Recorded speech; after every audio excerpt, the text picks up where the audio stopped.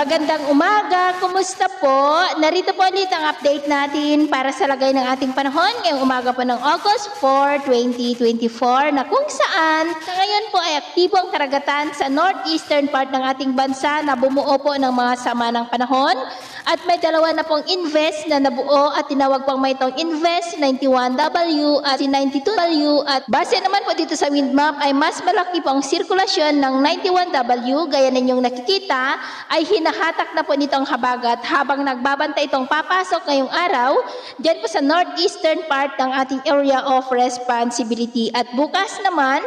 posible naman na lalakas ang isa pang sirkulasyon na si 92W na magpapalakas pa ng habagat lalo na po sa mga susunod pa ng mga araw. At sa ating long range forecast, maliban sa paglakas ng habagat at pamumuo ng mga low pressure areas sa northeastern part ng ating bansa, ay wala pa rin naman pong bagyo na namamataan na tatawid po dito sa ating kalupaan hanggang sa susunod na 2 linggo ay posibleng storm free pa rin po tayo. At sa lagay ng ating panahon, ngayong madaling araw ay maayos naman ang panahon sa malaking bahagi ng ating bansa maliban lamang sa mga tsansa ng mga isolated rain sa ilang bahagi ng Batanes, Babuyan Islands, La Union, ilang bahagi ng Pangasinan, lalo na po sa mga lugar malapit sa karagatan, ilang bahagi ng Lawag, Vigan, Zambales, Bataan, Metro Manila, Bulacan, Cavite, Batangas, southern part ng Quezon, Marinduque, Mamburao, ilang bahagi ng Bicol Region, Samar Provinces, Bohol, Northern Cebu, Caraga, Misamis Oriental, Basilan, Zamboanga, Sibugay, ilang bahagi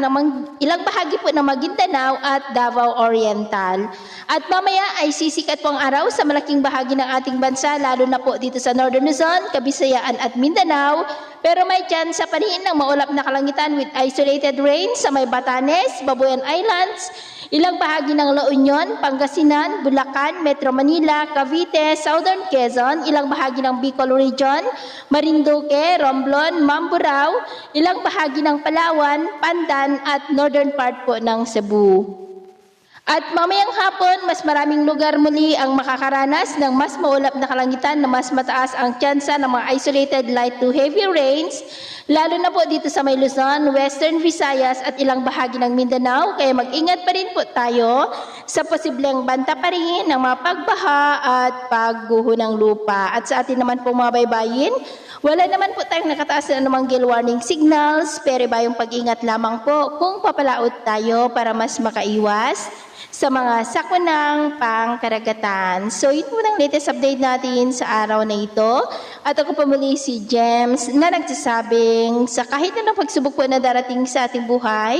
huwag po tayong mawawalan ng pag-asa. Thank you and God bless!